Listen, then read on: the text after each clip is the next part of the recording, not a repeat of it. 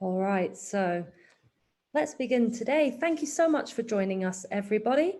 We're very excited to have you here today to join us and discuss blending traditional and professional education for lifelong learning. I'd just like to welcome and in the spirit of reconciliation, Go1 acknowledges the traditional custodians of country throughout Australia and their connections to land, sea and community. We pay our respect to their elders, past and present, and extend that respect to all Aboriginal and Torres Strait Islander peoples today. So today's format is going to be around 25 minutes of discussion, but we'll be peppering your questions throughout this webinar as well. So please do use the Q&A box in Zoom today if you'd like to ask any questions of our speakers. Feel free to also drop in comments and ideas into the chat section too. So what I'd love to do today is ask our speakers to introduce themselves. We have a great panel with us today. I'd love to ask each of you to introduce yourself and share something you've learned recently in your own lifelong learning journey. Sharmaine, would you like to start? I can start. So obviously, Sharmaine, I am the director of UNSW Edge. I've been at UNSW in this position for about 2 years. Before that, in my other life, I have worked at other universities. I've worked in associations. I've worked in financial services and professional services, working across L&D in lots of different ways, but obviously primarily in the legal market. My lifelong learning journey, I listen to a lot of podcasts, so I get a lot of stuff from podcasts, and I often listen to them on the way to picking up my son or coming home. So I do a lot of learning that way. Thank you. I'm Dan Fish, Director of Education here at Go1. Been with the business since inception, been a big fan of education and learning since my days working in child welfare and seeing the impact that an educated populace has on a lot of the societal issues we face in this day and age. So both a personal and professional passion.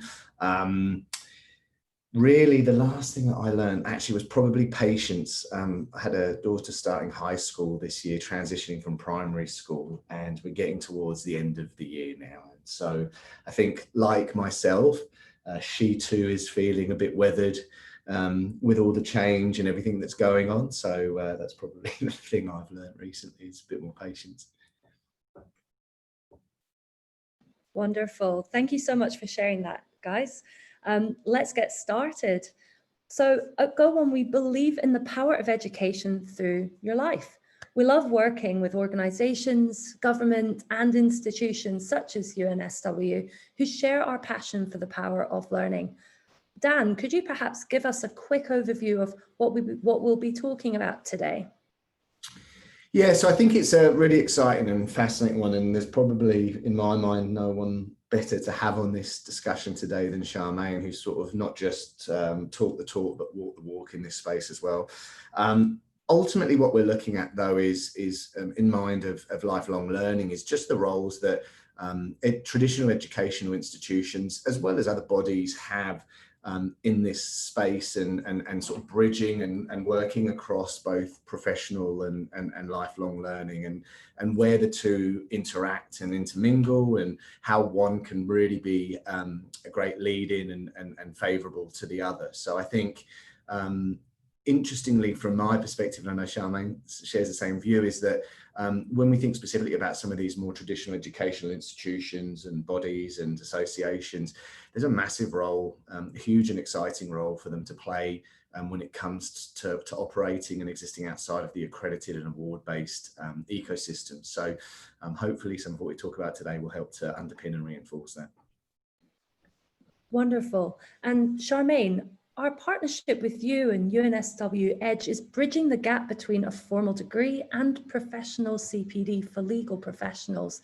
It's a brilliant example of what the future of learning might look like across all industries. Could you introduce yourself a little more about what UNSW Edge is?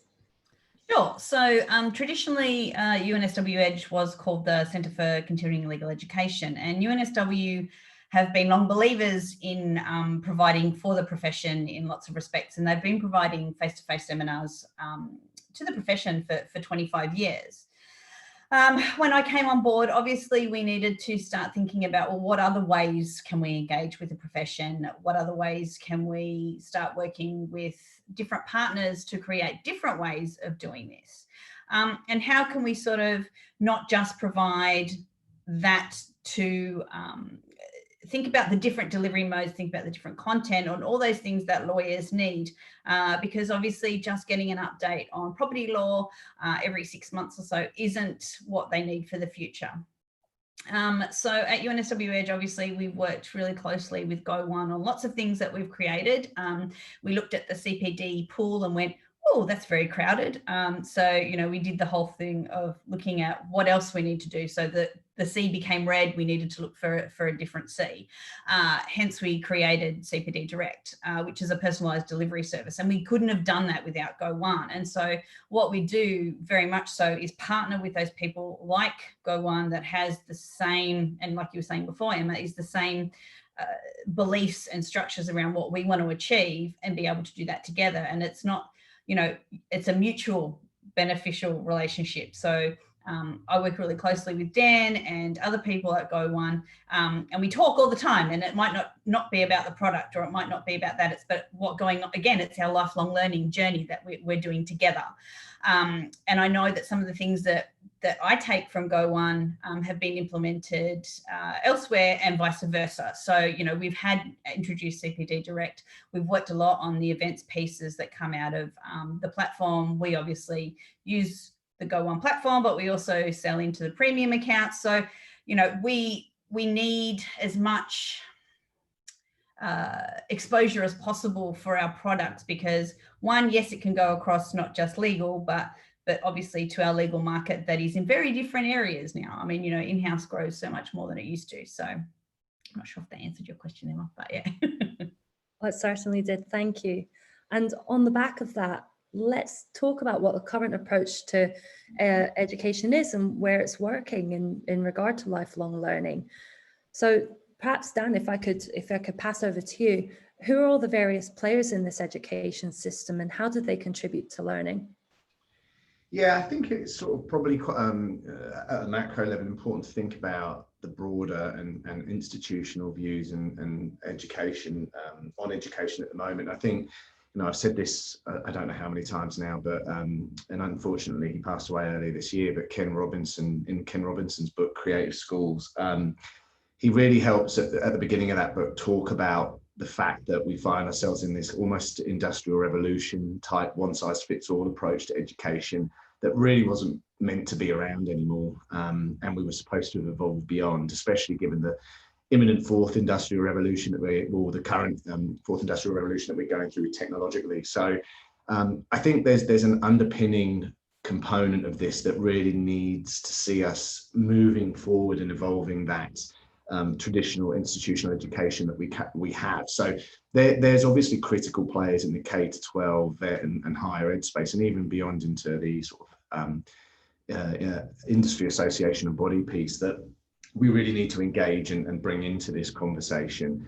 I think more and more now, and again with that evolution in the technological space and the importance of data, etc., there are so many more organisations that can and should be contributing towards this lifelong learning journey. And I think that's something else that not necessarily that we need to get comfortable with, but we need to start embracing. And just to sort of give you a tangible example, and again, I've talked about this a lot recently, but you know, we had Google back in September talking about their career certificate and the fact that for about a dozen roles over in the US, they're willing to look at this 3 to 6 month certificate over any sort of 4-year degrees for those particular types of jobs. Now, that can be jarring and confronting for the traditional sort of deliverers of that type of education. But I think what it ultimately should cause is some debate and discussion on, well, if this is the case, why are we starting to see these moves from non-traditional providers of education? And I think it comes down to part of what I was saying with regards to Ken Robinson, which is the patience, I guess, and appetite for some, not for all, but for some, around the more institutional, traditional award-based model is probably waning somewhat. And I think we've also seen that in revenue generation, and if it has, certainly would have seen some of this around the impact of COVID. So I think there's the key point I guess I'm trying to get across this is that there's still a massive room and position for these educational players and systems, but we're starting to see more and more non-traditional come to the market. And I think also be sort of remiss of me to not talk about the fact that the learners themselves are key players within this space, because they are being given more tools and technology to be able to do more of that learning themselves, and also realizing that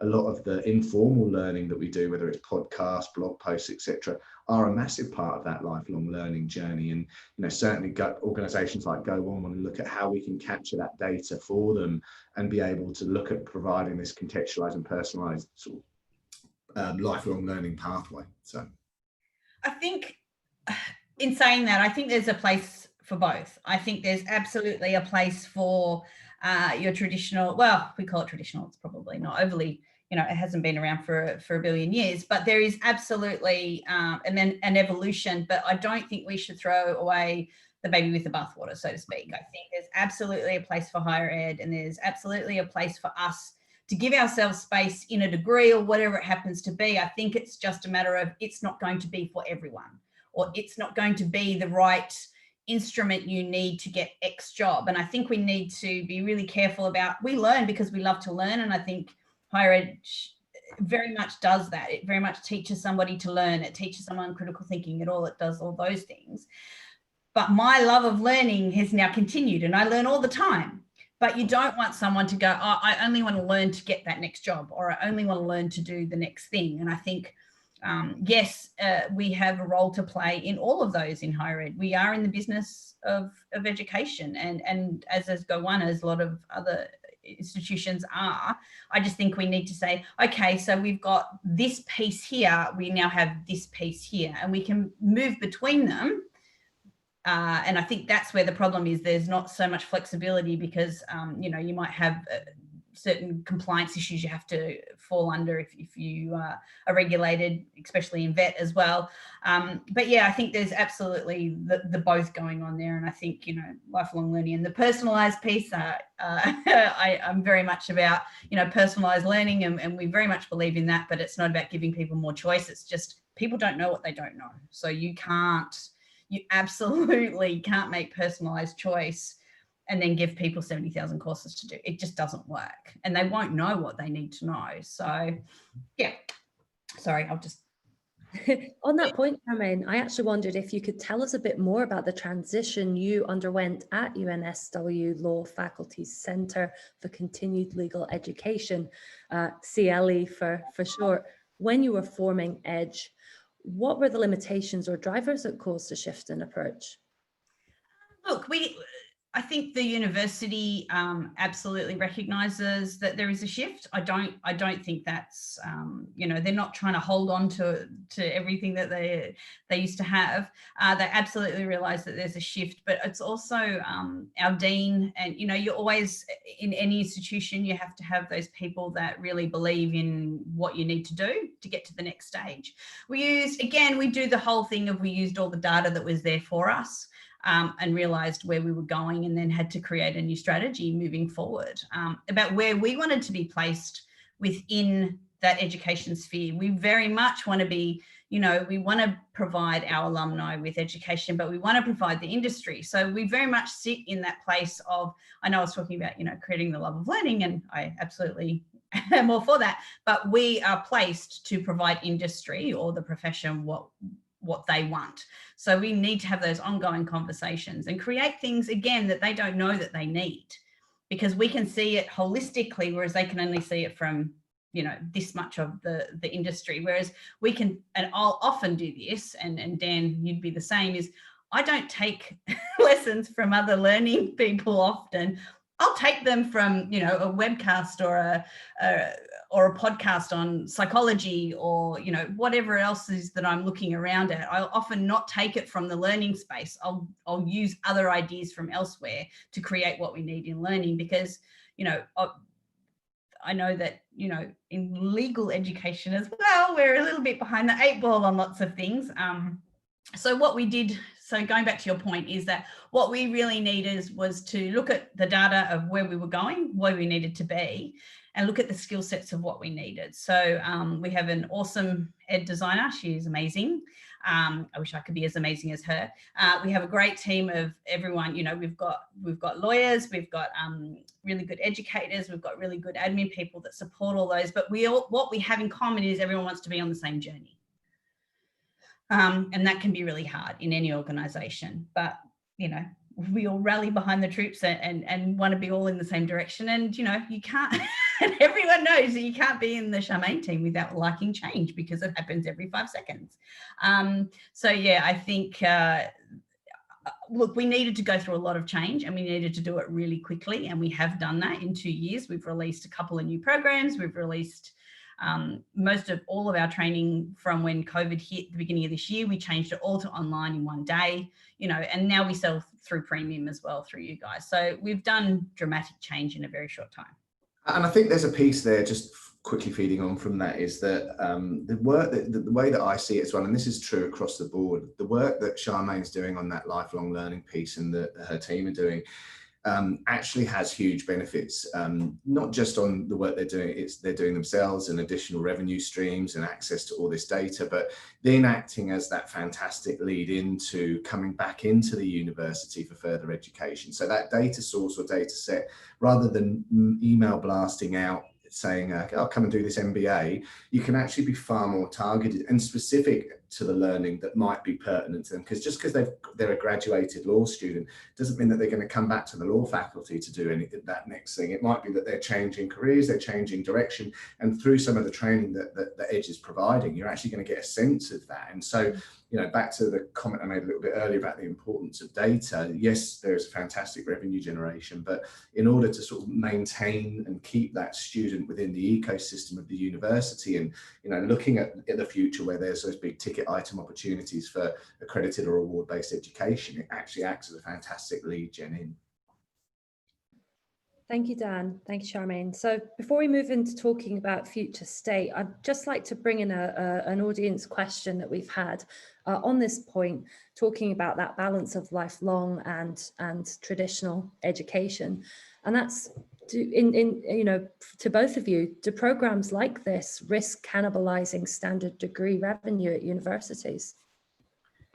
I mean, it's sort of perfect from the previous point, is that I actually see it as highly complementary. I think I can understand why there'd be a sense of cannibalizing some pre-existing material, but if it's done right, it actually should be that type of content and learning experience, to Sharmaine's point earlier, that is differentiated and is outside of sort of the more traditional award-based model. And the reality is, if you're able to sort of monetize that channel and be that constant support tool outside of the more traditional award-based stuff, then it acts as a fantastic way to bring the student or the learner back into that traditional institution. So rather than being cannibalistic, it's actually hyper collaborative and should act as that fantastic lead gen into some of those other courses and ways of learning.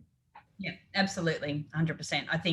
I don't think it is. And in actual fact, like you said, Dan, I think it has a great opportunity for people to, again, love that journey and love going on. And if they want to sort of, you know, scaffold and create up and sort of, you know, use the micro credentials into a further degree, then go for their life. If they don't want to, they also don't have to.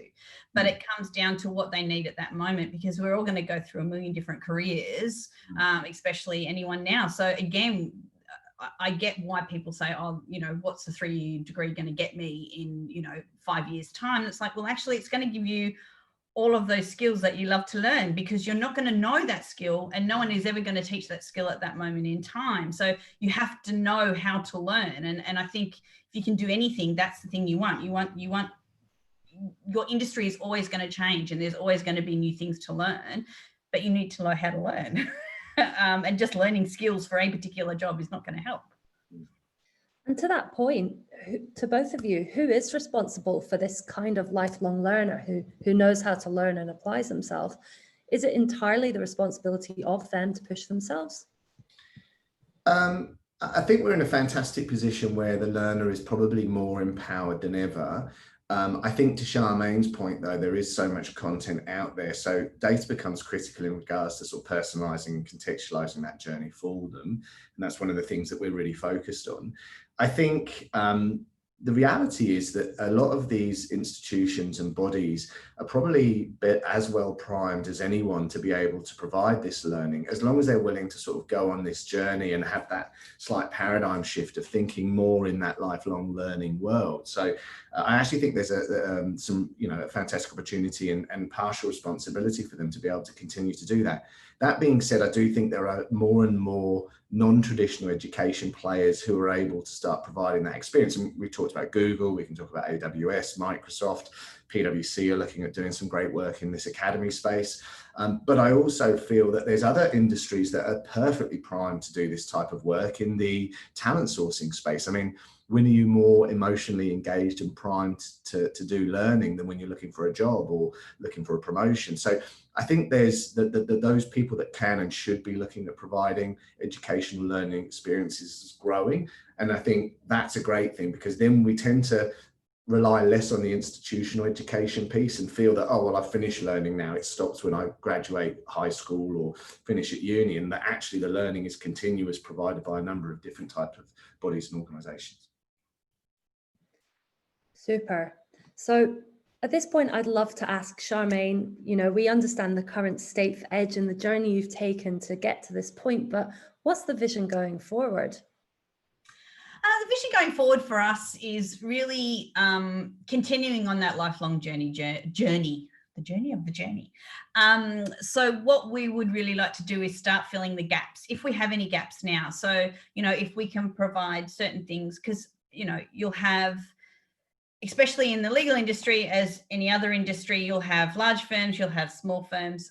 It's a very different environment now for graduates coming out that don't have jobs in large law firms, which is the majority of them. Making sure that they are at the same level as those people that do get a lot of training within their organisation. So we can sort of fill the gap for them and then their organisations. So their organisations don't have to spend hours on end of them, the most senior partner providing education, where we could do that for them. So we are trying to make it, and back to Dan's point earlier, is that to make it as simple and easy as possible for our industry to be able to then benefit the community. So it's that it's that piece. And, at UNSW, we're very much based on social justice and very much around those things. So any money that comes into UNSW Edge goes to social justice issues. We're very much around making sure that our graduates and our professionals are making sure that they are servicing the community the way it should be serviced. So I think it feeds in, and I know that Go1 has similar principles and ethics around what you do. So I think those things are very important for us. So we want to make sure that when they come out as grads and, with our PLT program, we want to make sure that they're absolutely ready to go into the workplace. But then from there, how do they get support to that next stage? And what we want to do is literally have that cycle. So if an organisation says, oh, Charmaine, we really need this, then one, we can just create that program for them. And we want to have that continual conversation with the profession, because yes, I haven't worked in a law firm for, I can't remember how many years now, but it's been a while. But if I can keep having those conversations with people, I can tell you now, the problems that I had back then are still the same problems that they got now. And I'm sure they'll still be the same problems going forward. But, we want to then create those relationships, whether it be through CPD, whether it be through skill sets, whether it be through having those conversations with industry, and we can feed that back into the faculty as well. So, we do have practice management courses, what you do when you go into being principal, but then start doing that legal leadership piece as well. So there's a whole piece around that, and we want to support all of our alumni and anyone else that wants to come to UNSW for those sorts of things. But we're very much on that. The CPD director is very much about that personalised space, and we feel that is way more important, especially when there is so much competition out there for CPD, and people just don't know and they don't have the time. So that's why we're trying to think, well, if we can just deliver something to you and never you have to think about it ever again, and you can get actual educational material out of it, then that's perfect. Okay, I'll stop talking again. Not at all. Thank you so much, Charmaine.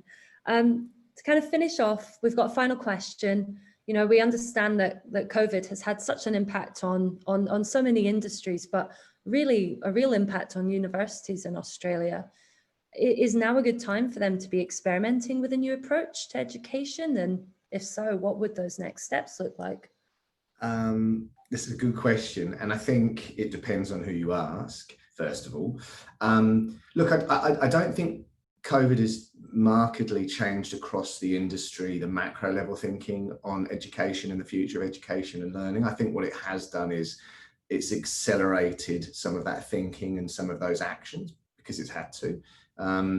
Again, I think to my comment earlier, the revenue question in the traditional award-based space and how we can look at creating more of it is a really big one. And I think, you know, there is a fantastic and huge opportunity for these institutions to look at this lifelong learning piece. And I think, you know, again, from my perspective, they're best primed, I believe, to be able to go on this journey with their students, alumni, and to Charmaine's point, even more broadly. I mean, I know for a fact that, you know, she's looking at lawyers outside of those who graduated through UNSW and law firms that have lawyers working within them. So there's a really interesting opportunity there. I guess the big thing that we don't want to do is add any more to the anxiety or the list of things to do for these institutions, because we know there's real pain and some really big questions that need to be answered. But I think what I would suggest and say is that there are partners and organisations like ourselves, and you know the work that we love doing with Charmaine and her team is an example of this, where we know that going into this lifelong learning piece can be a real head scratcher, and I guess we come along to try and alleviate some of that anxiety and some of the work that's required, because you know there's some great IP and some great subject matter experts that exist within the university system.